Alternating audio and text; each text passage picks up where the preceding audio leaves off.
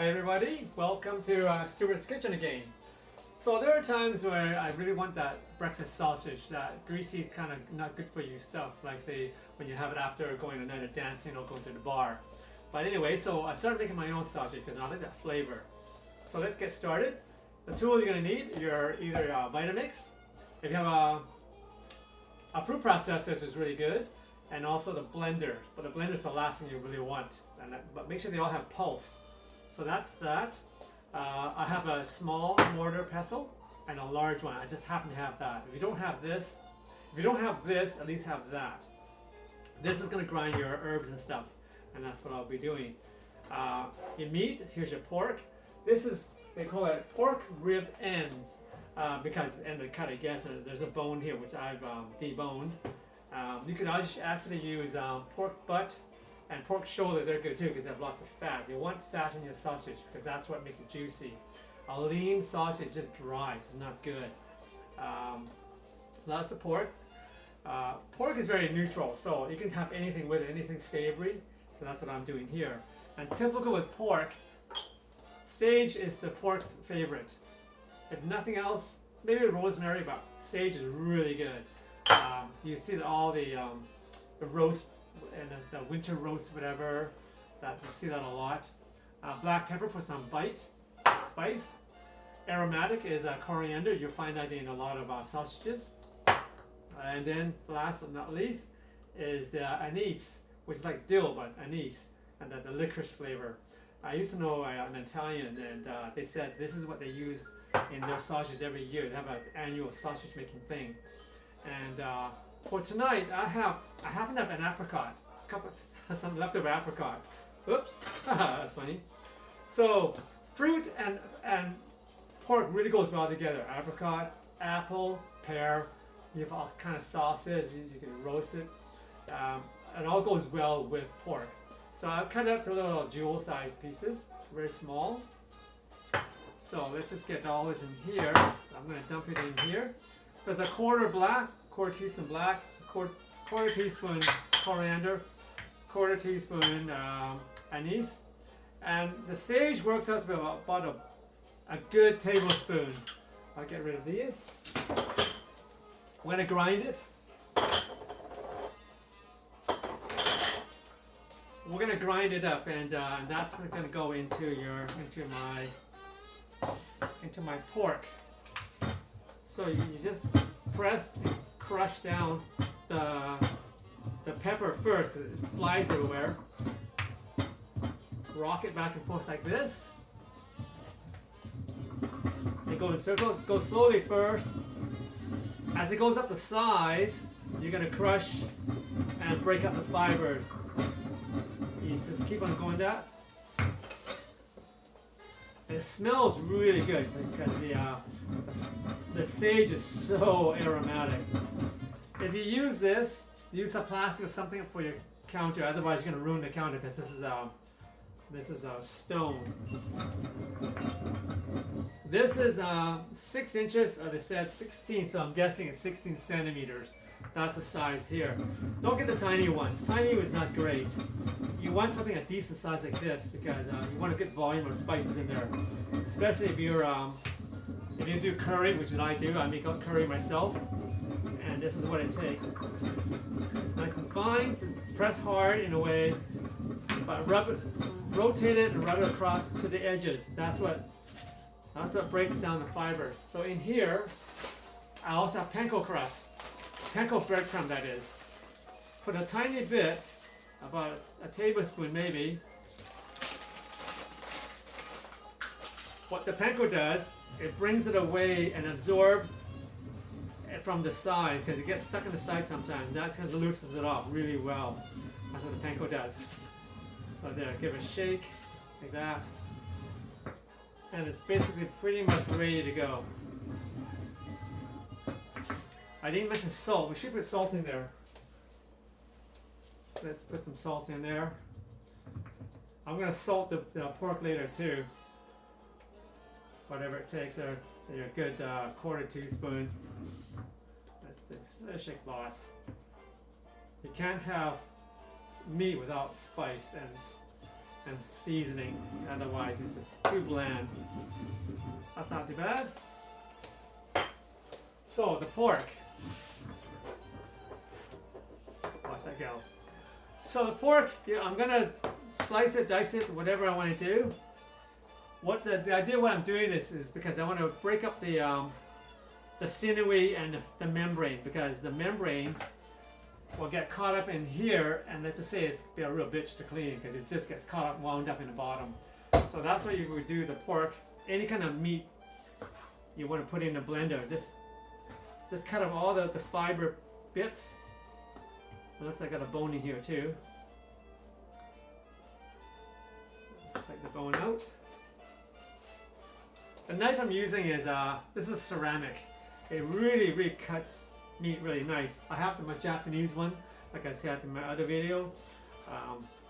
I think the Japanese one is really nice. Well, it is really nice. But this really cuts meat nice. I really notice how good it is. So that's why I'm using it. I'm going to use that for my other stuff later. So here's the long bits. So I'm actually cutting them up because I don't want them cut up in the motor, the blade there. So I'll just do that. If the meat was cold, it'd be nicer, but this meat has been out for a little bit. It's a little warmed up. Nice draw like that, back and forth. With a ceramic knife, be careful how you store it because you're going to chip the ends because it's not glass. Well, it is kind of glass, stone, whatever it is. This has a Teflon coated, so it's a little thicker than some ceramic knives. But Teflon's good protection for the knife. So really be careful because I can see tiny little chips in here, like minuscule chips in there, just the way from using, I guess. So be really careful if you have a Teflon, a ceramic knife. As good as they are, you got to be really careful how you take care of it. I notice these long stringy bits. I just want to make sure they get all cut up. That's the most important bit of saving your aggravation later on to clean that. Where there's no Teflon, there's no scenery, doesn't matter what you do. Chunky. Okay, there we go. So that's that. Let me wash this.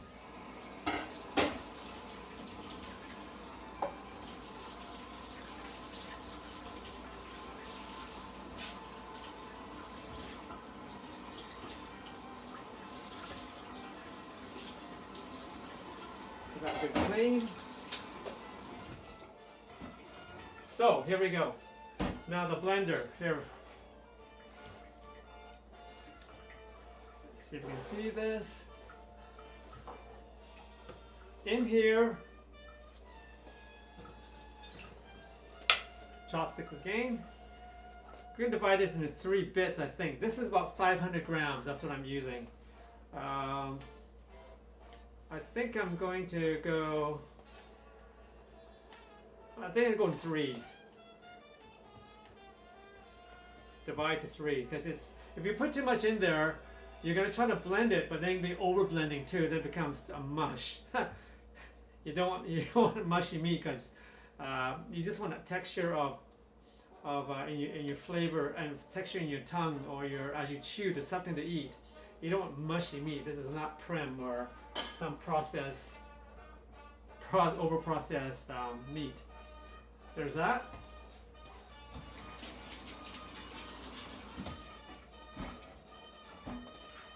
So that's in there. Put in a bit of the spice, maybe a tablespoon or so. With that, also a bit of the panko, Japanese panko breadcrumb. This helps absorb the fat later on. Maybe just a tablespoon and a half, sorta. And then the lid.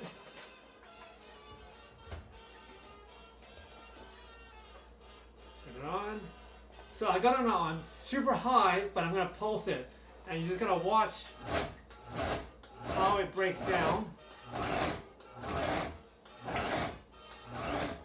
5 seconds at a time, and that's about it. pretty good. There we go. It was that fast. I'm just gonna plate it in here.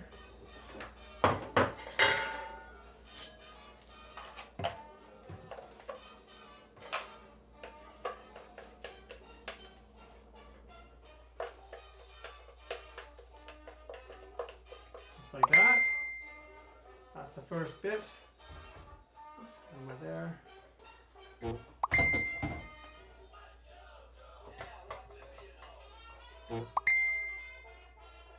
So let's do the second bit. You know what? No, I better not. I think I could have divided into two. But let's just go for it. Let's finish this off. Tablespoon about there. Oh, I just forgot to add this. This is the pork. I guess I'll do half the pork in here.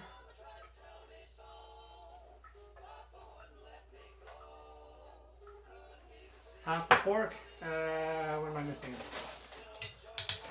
Panko.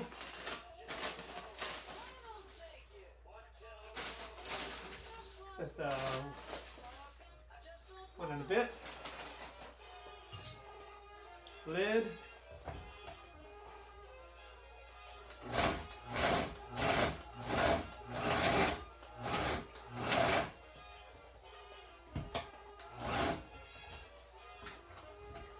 Very fast and chunky.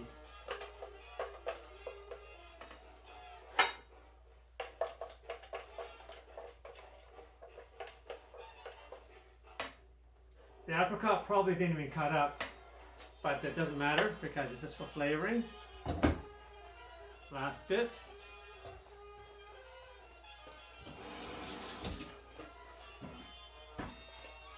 And the last bit of this. So by using the panko breadcrumb in the mortar here, it really picks it up. It's really nice. It releases completely. And that's the last of that.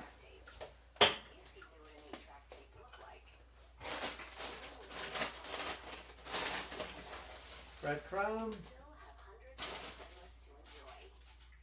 Just a tiny bit. I don't think I forgot anything.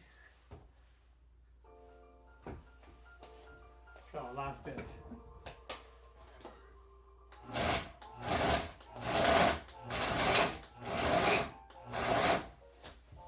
Pretty quick.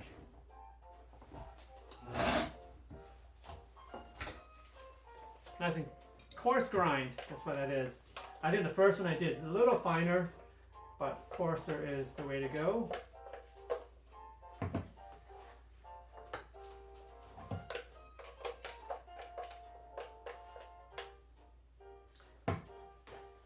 So this is the ground meat, the ground pork with all the spices. I'm going to cut the video and I'm going to clean up and then we'll do the next bit. So here we are. I've just cleaned up a little bit. This is the meat. I've divided it up with the chopsticks, nice and even, without handling it too much yet. Because chopsticks are so nice to use. So I've done that. Now you make the meat patty. If you wet your hands a little bit, the meat doesn't stick as much. Don't overly compress it. See how they feel. See if they're about the same size. You can feel it by hand whether they're the same size. Pretty close, I think.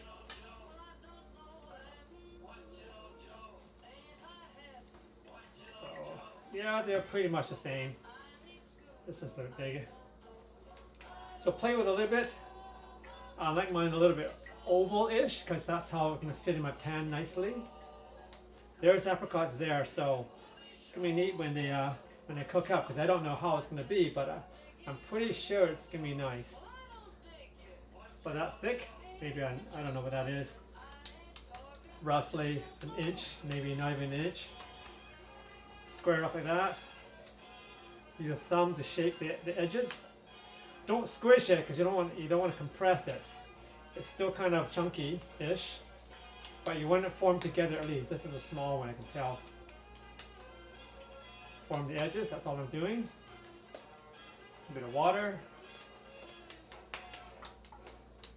And that guy is actually kind of big. There's a fat that's going to render out later.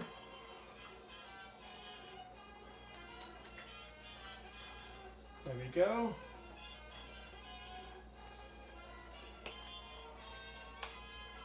And there we are.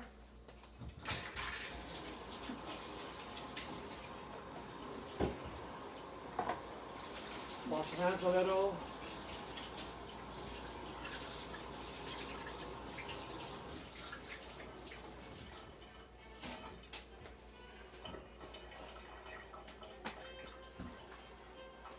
So now I'm going to coat it with panko crumb, as that is.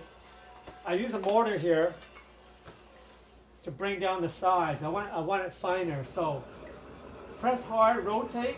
As it falls down to the middle, it grinds finer. That's what you just want to do. Bring it down to a finer crumb. I don't want a really coarse crumb on my patties there. You can eyeball it so it's finer. So here we go. Let's use this actually.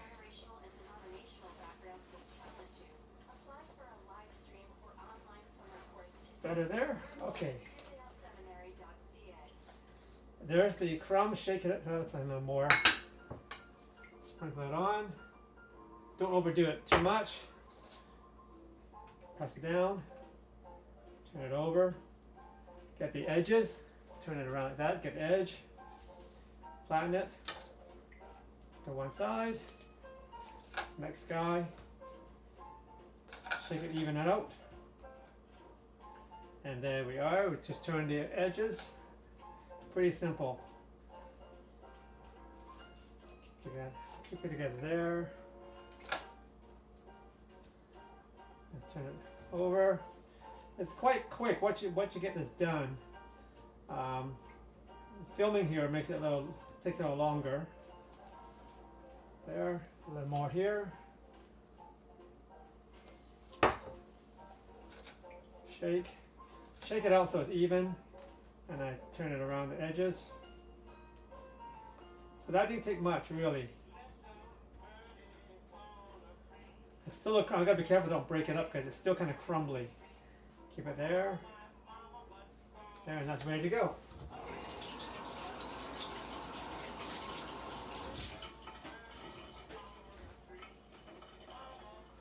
So what I'm planning tonight is I'm gonna fry this up. But I'm also going to make a kind of a dinner thing. What it takes to make your dinner. There's that. Little carrot.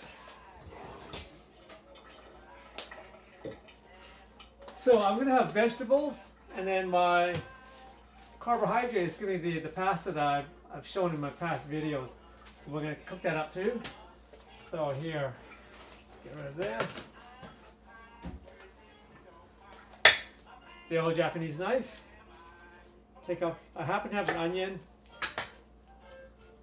I'm gonna have Brussels sprouts, mushroom, and onion. That's what half of my vegetable. You can use anything you want.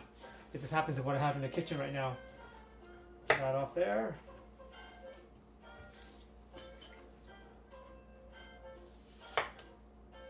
A sharp knife just does that. It goes right down so nice.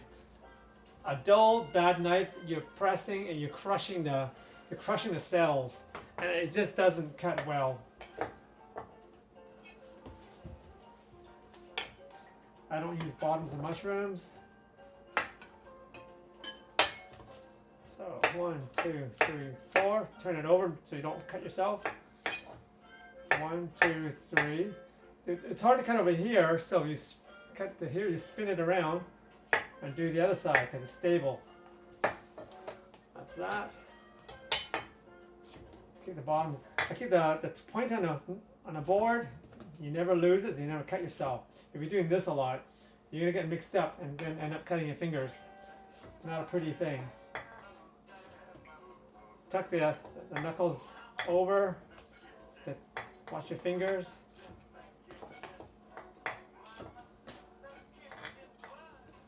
I don't want the thumb here. That's why I cut my thumb once before, going too fast because I'm tired, and I cut my thumb once, sort of. It was kind of funny, but not funny.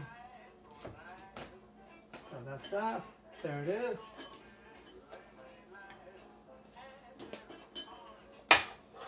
So to cut Brussels sprouts faster, I cut them into thirds. Cutting in half doesn't always do it. Small ones is good. The larger ones are cut in thirds. Bye bye.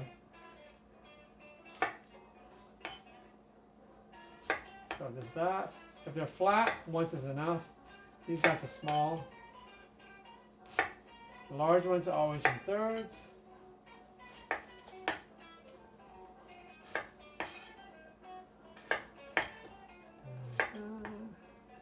Last one.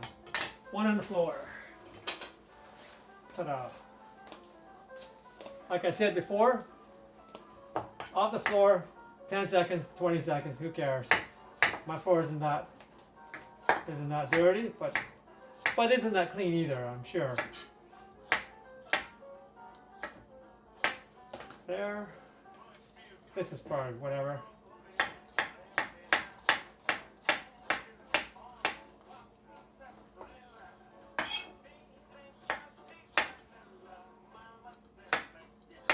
This is 2 days of vegetables, so I have it for lunch too. That's what I'm doing here.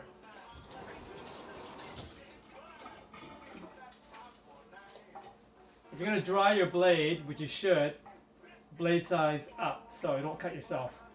Once there, know where your blade is. Be very careful and don't drop the knife, because knives are expensive and you don't want to have to replace it. So that's that. So I'll cut the video. So here we are, ready to go. What I forgot to do with the pork patties or sausage is that I didn't season it before I put the panko on. So I'll do it now. Lightly black pepper, salt of course. Salt really makes a difference with meat. So try to put that on. The saltiness is really nice. I'll pat it down a little. That's a hot pan, and we'll put some oil in it. Enough oil to coat the bottom because you're actually frying it.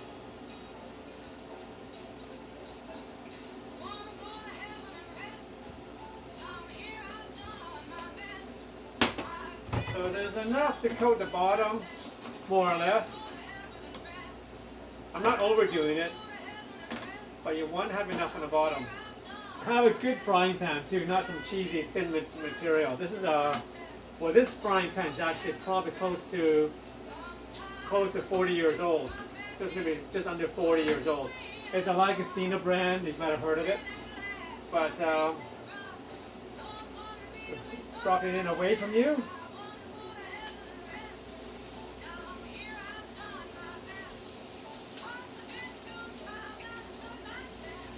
Make sure you get all the oil around. Let that cook. So this Lagostina pan, it's the original made from Italy. The ones you get now made from China, they're not as good. So it may question you want to get Lagostina now because it isn't made in Italy anymore. I've heard they're not as good. I have also All Clad. That's another brand. All Clad is really good. And I think there are different levels too, so get a mid or high. That's what I would do. So this is on kind of medium.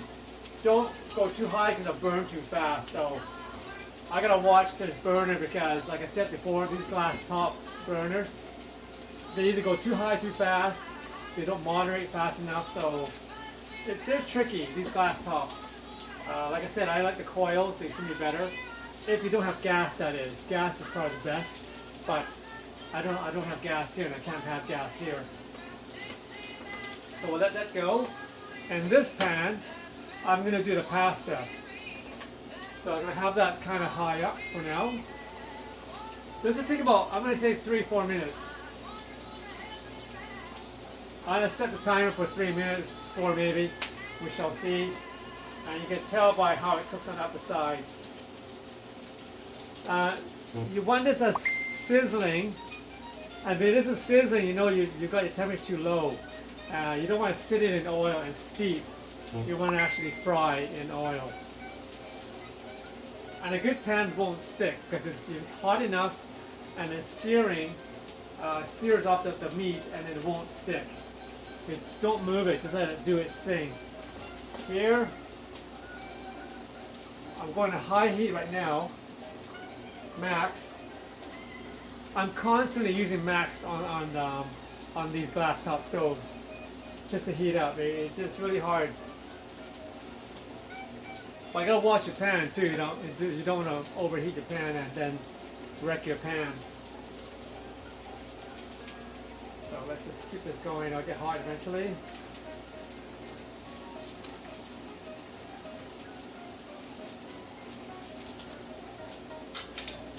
Right back.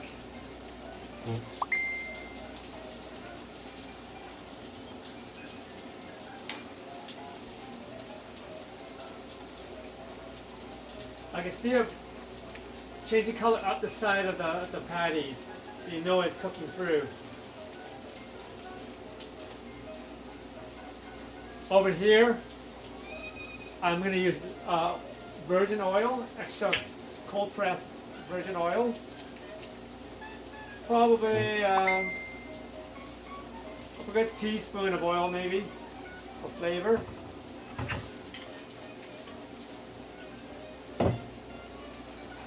Let that heat up. And I'm going to put in probably just over half a teaspoon of butter. Because butter makes everything good. I'm going to melt those two together.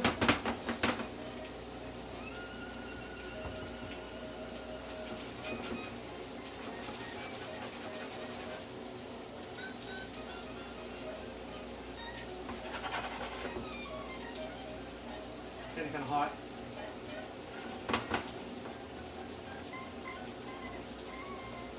Smoking a little bit, I think, so it's probably a little bit high.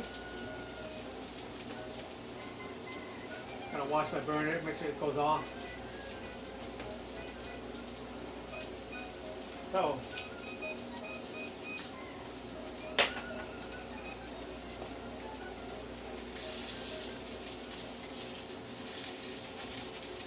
looks pretty good actually. And that's coming along. Keep it to one side. If you spread the butter out too far and the oil, it's just going to stick and do all the burn or whatever. So I keep it together on one side. I keep it there for now because the 3 minutes are up and I can see that the sides are kind of browning a little, changing color. I'm going to flip it now.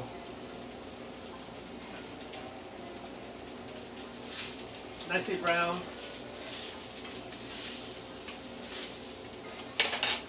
I'm not going to add any more oil because I think it's enough to let it, it's not even sticking at all, so we'll just let that go.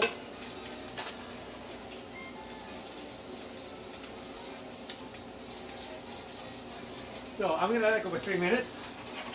Here, now I can spread the butter and the oil, and we'll add the pasta. Very easy, slip it in.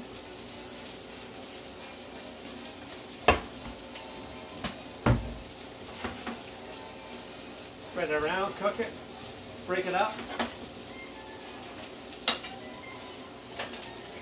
So this is going to be nice to have some black pepper. Just add. And a little bit of salt. Just a little bit of seasoning. So to bring this back up to cooking temperature and just flavor and taste, because remember they were slightly undercooked. A little bit of water. That'll steam it up. We'll put a lid on it.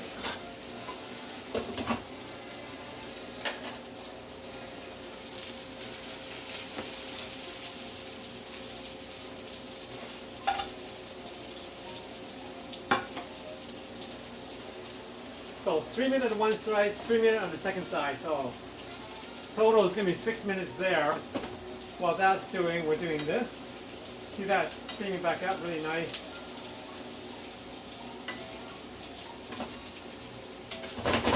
So that's basically done. I'll let that go. Now I hit the frying pan for the vegetable. The vegetable will be stir fried over there. And this is almost done. Check the old thermometer. Like I said before, get yourself a digital thermometer. The analog, the other ones are good, but if you can afford one of these, it's awesome. So pork is at 145 Fahrenheit. So let's stick it in.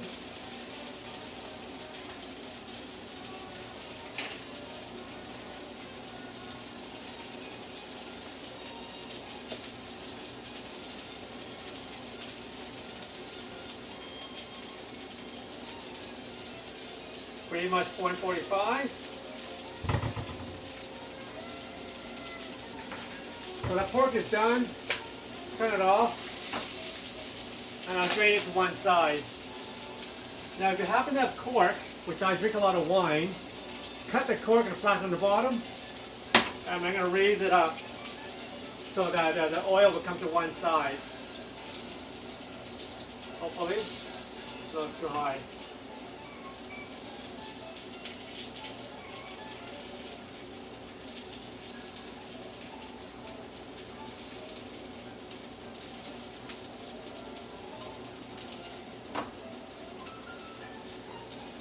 Let that sit and then rest while the this pan heats up. That's getting pretty hot because it's really hot already. So let's get the oil in.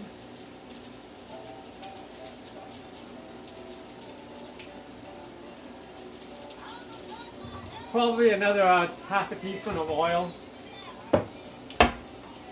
Let it heat up.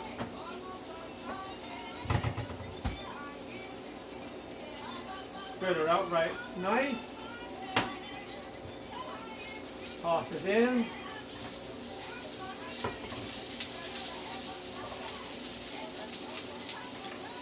The vegetables on the bottom. Carrots on top. Carrots don't matter. So the object here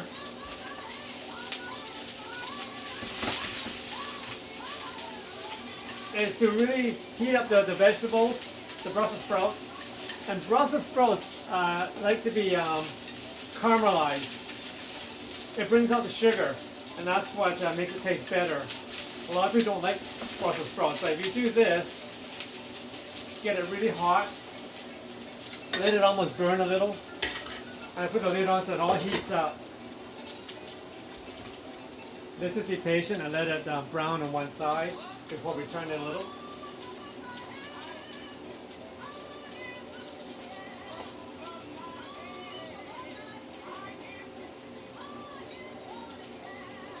A few seconds there.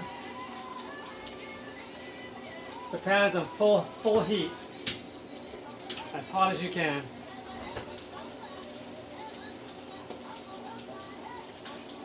Put this away. I always use a wood cutting board.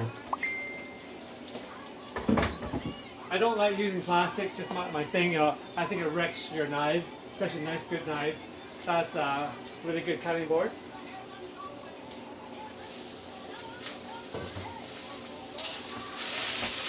Now flip this around. A little bit of, you can almost see a little bit of browning. Put that on that edge and then flip over. And let that brown some more.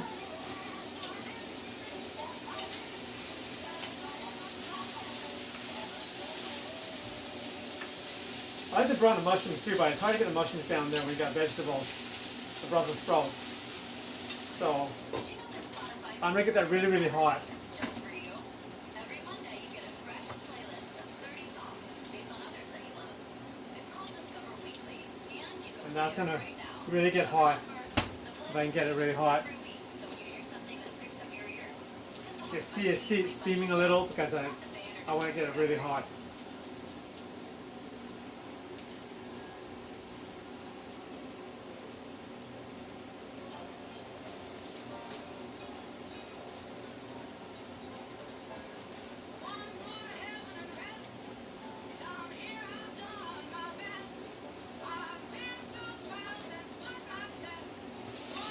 There.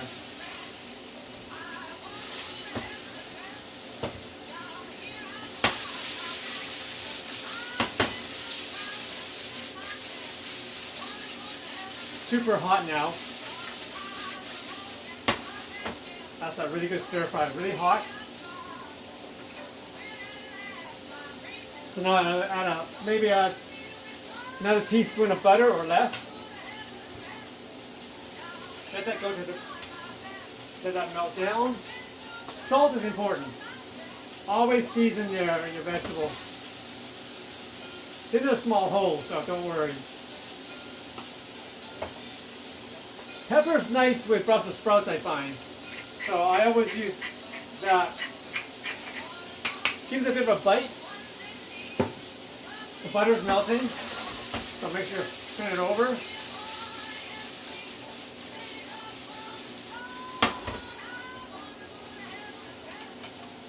I have onion in there also. I don't always have onion, but I happen to have onion. So that's gotten really, really hot. Now we're going to steam it by putting some water in there.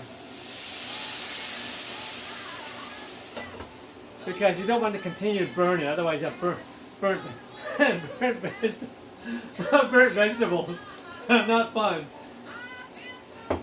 So the water the water deglazes and it also steams it and it cooks it really fast. I still have it on maximum heat here.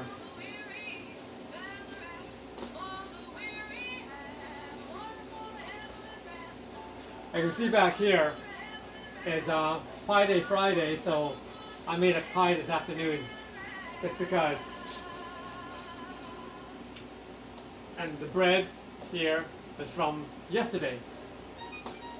So something needs to be made. I'm having cider. Cider and pork will go together really well, as I said before, with fruit. So it's really nice. I guess you could have a lighter red wine, or maybe a bigger white, I guess. Maybe a Grigio or something like that, or a light red, or maybe a Grigio. Something kind of fruity. Maybe a dry Riesling is probably really nice too. So it's steaming away.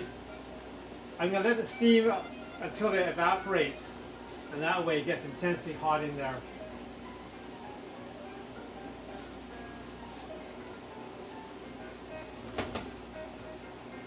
Super hot.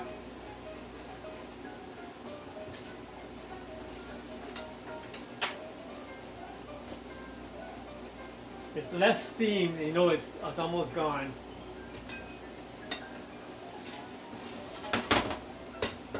So that's pretty much that. And I put this aside, turn it off. With Brussels sprouts, don't keep the lid on because it gets kind of sulfur like that awful flavor that you don't like about Brussels sprouts. So I always take the lid off. I'm just finishing this off. There's also the pasta. Using the rest of the heat. So I'm going to plate this up and I'll show you after this.